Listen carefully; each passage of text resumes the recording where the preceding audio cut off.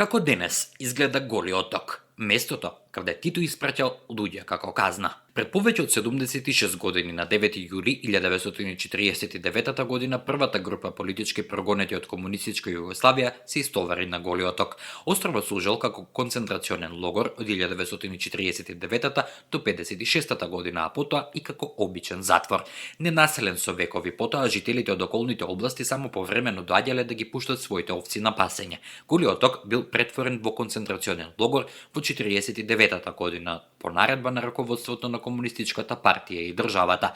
Потоа, прво за време на репресијата врз поддржувачите на сталинизмот во рамките на комунистичката партија на Југославија, политичките дисиденти биле затворени. Потоа на Голиот оток биле сместени оние што извршиле злосторства, други политички затвореници, а понекогаш и малолетни деликвенти. Познат е и по суровите казнени услови, тортура и принудна работа.